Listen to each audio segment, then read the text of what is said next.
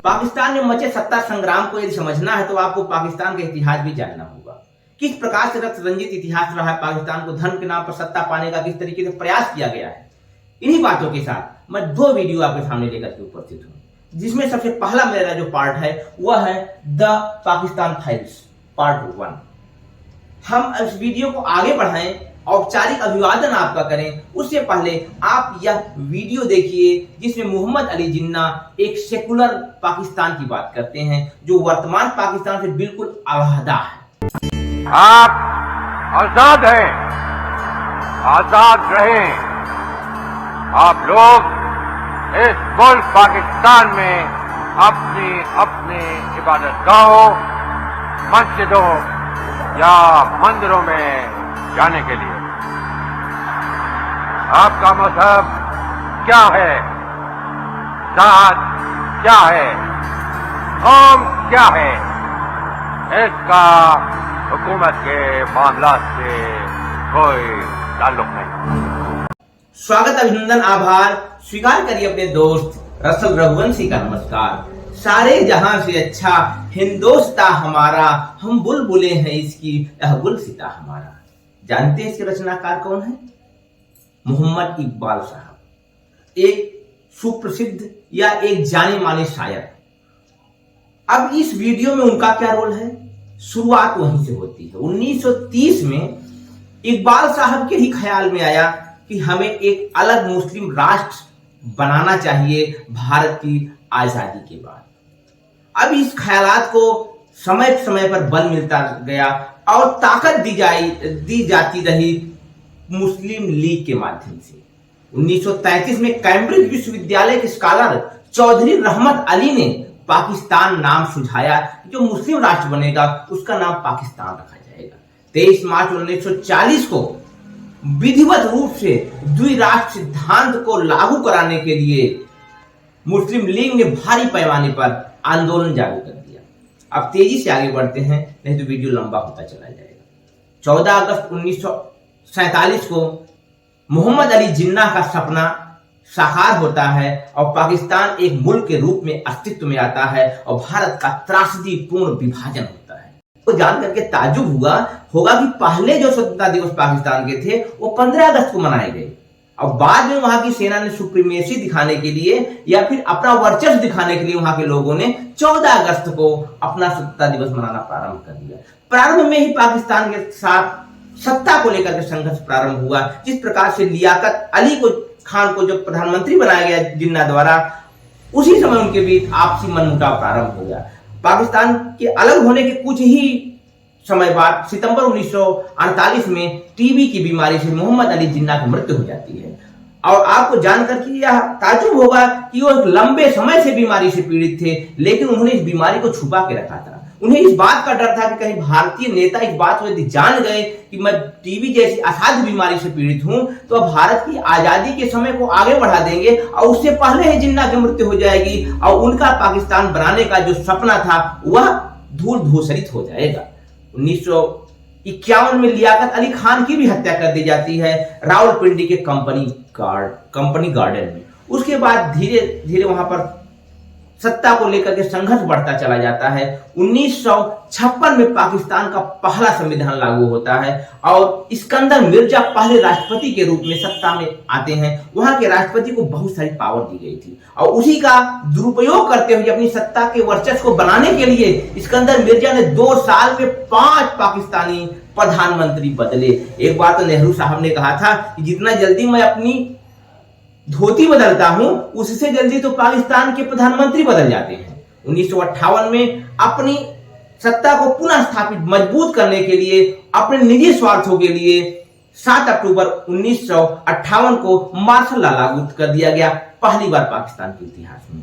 आपको जानकर के एक इंटरेस्टिंग फैक्ट बताऊंगा, इस्कंदर मिर्जा का इतिहास जो था वह मीर जाफर से मिलता हुआ है। मीर जाफर के ही परिवार से जुड़े हुए थे इस्कंदर मिर्जा और अयूब खान को 4 जनरलों की सीनियरिटी को बाईपास करते हुए इन्होंने सेनाध्यक्ष भी बनाया था और उसी अयूब खान ने अक्टूबर 1908 में इन्हें देश से निर्वासित कर दिया, सत्ता से पदच्युत कर दिया, तख्ता पलट कर दिया। इन्हें पहले क्वेटा और क्वेटा से फिर लंदन भेज दिया गया जिससे किसी प्रकार का यह परेशानी न पैदा कर सके।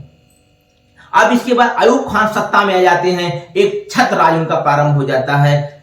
परंतु बीच बीच में विभिन्न प्रकार की उनकी जो चालाकियां थी वह बढ़ती चली जाती हैं। 1962 में भारत से चीन का युद्ध, इसका उन्होंने लाभ उठाया कि 1964 में जब नेहरू जी की मृत्यु हो गई और नए नवेले प्रधानमंत्री बने हुए थे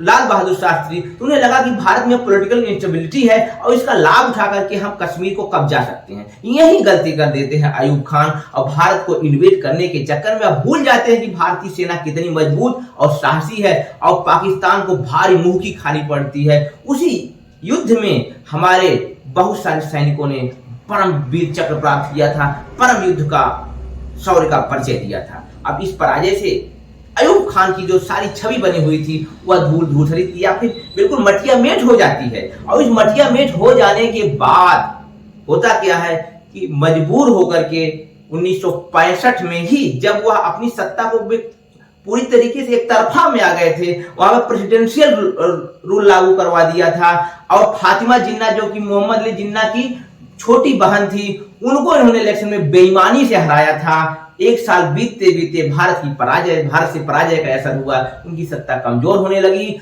और लगातार इन पर लोगों के जन विरोध के कारण 1969 में उन्हें सत्ता को छोड़ करके बाहर जाना पड़ा और जाते जाते भी उन्होंने एक खेल कर दिया, मार्शल लॉ को कंटिन्यू रखा और याहिया खान को मुख्य बना दिया, सत्ता का प्रमुख बना दिया पाकिस्तान में। उसके बाद याहिया खान भी अपनी चालियां चलते रहा। याहिया खान को लगा कि हम भारत को अनस्टेबल कर सकते हैं और इसी बीच उसने 1970 में आम चुनाव करवाए पाकिस्तान में और 1970 का आम चुनाव ऐतिहासिक आम चुनाव था। पाकिस्तान की 300 सीटों में से 160 सीटें जीत करके शेख मुजीबुर रहमान की अवामी लीग पार्टी ने सत्ता में अपनी दावेदारी प्रस्तुत की। लेकिन उस समय जिस प्रकार से पूर्वी पाकिस्तान के लोगों को दोयम दर्जे का नागरिक समझा जाता था, उन्हें निचले दर्जे का नागरिक समझा जाता था, याहिया खान को बर्दाश्त नहीं था कि वह शेख मुजीबुर रहमान को प्रधानमंत्री बनाए पाकिस्तान का। इसको लेकर के भारी विरोध हुआ, पूर्वी पाकिस्तान के लोगों में भारी जनाक्रोश हुआ। शेख मुजीबुर रहमान ने उसका नेतृत्व किया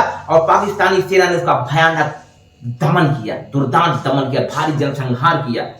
इसकी वजह से भारत को भी इस मामले में इंटरवीन करना पड़ा और भारतीय मुक्ति सेनाओं ने, शांति सैनिकों ने एक नए मुल्क की स्थापना की। 16 दिसंबर 1971 को दक्षिण एशिया में पूरी दुनिया के फलक पर एक नए देश बांग्लादेश के रूप में सामने आया, जिसमें सैम मानिक शाह और इंदिरा गांधी ने अप्रतिम साहस और कुशल नेतृत्व का परिचय दिया और 93,000 पाकिस्तानी सैनिकों ने हमारे सामने आत्मसमर्पण कर दिया।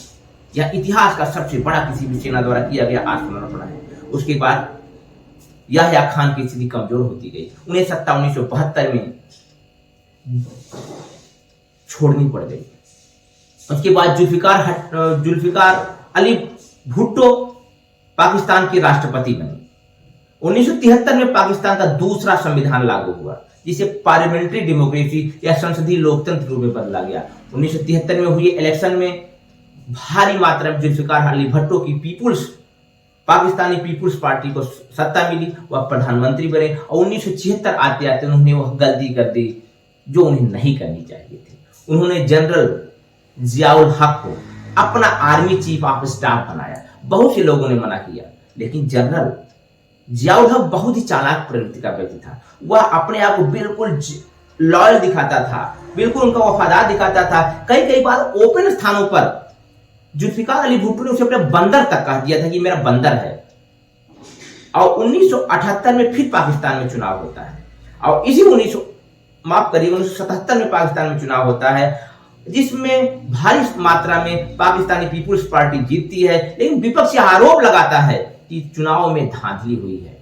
अब देश में बढ़ती पॉलिटिकल अनस्टेबिलिटी का लाभ उठा करके जनरल जियाउल हक ने सत्ता की चाबी अपने हाथ ले ली और तख्ता पलट कर दिया जुल्फिकार अली भुट्टो का। जुल्फिकार अली भुट्टो पर 1974 में एक हत्या का आरोप लगा करके मार्च 1978 में उन्हें फांसी के तख्ते पर पहुंचा दिया गया, जिससे कि निष्कंटक राज प्रारंभ हो गया जनरल जियाउल हक का। लगभग 10 वर्षों तक उसने अपना एक छत्र राज पाकिस्तान में स्थापित किया। लोगों ने बार बार इलेक्शन की मांग की, लेकिन वह बस कल परसों धीरे धीरे करते हुए टालता रहा, 2 महीने 3 महीने। और 1983 में पाकिस्तान ने किराना नाम से अपना परमाणु परीक्षण किया।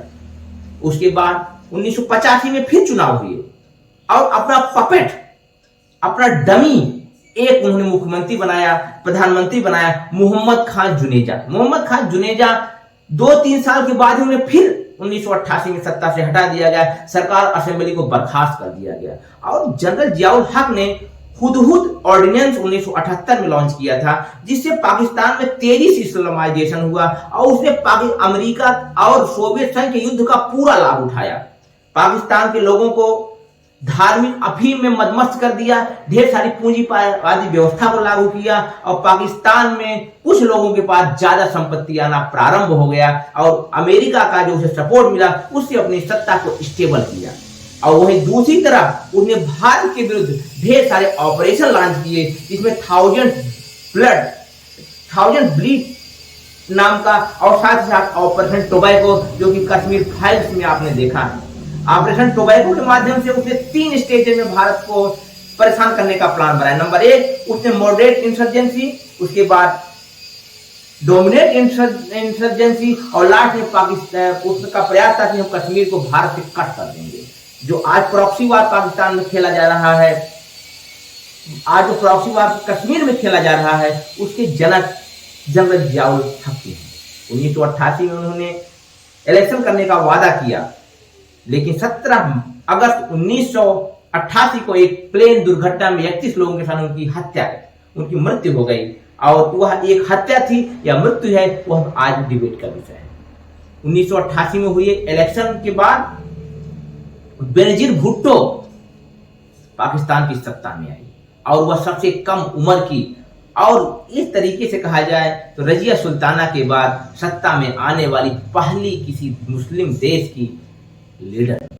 बातें और भी बड़ी लंबी है, जिसमें हम पार्ट 2 में लेकर के आएंगे। 3 अप्रैल 2022 आज पाकिस्तान फिर एक मुहाने पे खड़ा है। वहां पर या तो मिलिट्री रूल लागू होगा या तो इमरान खान सरकार जाएगी या बचेगी, या तो आज शाम तक आपको पता चलेगा। लेकिन पार्ट 2 मैं जल्द ही लेकर के आपके सामने उपस्थित होऊंगा, क्योंकि यह वीडियो लंबा होता जा रहा है। आपको समझना होगा कि क्या गलतियां उन लोगों ने की जिसे हमें बचना होगा। एक मुल्क बनाने के लिए क्या जरूरी होता, इसे हमें समझना होगा। इन्हीं बातों के साथ विदा लेता हूं, इस उम्मीद के साथ जल्द ही आपसे मुलाकात होगी एक नए वीडियो में, जो हमारा पार्ट 2 होगा पाकिस्तान फाइल्स का। नमस्कार।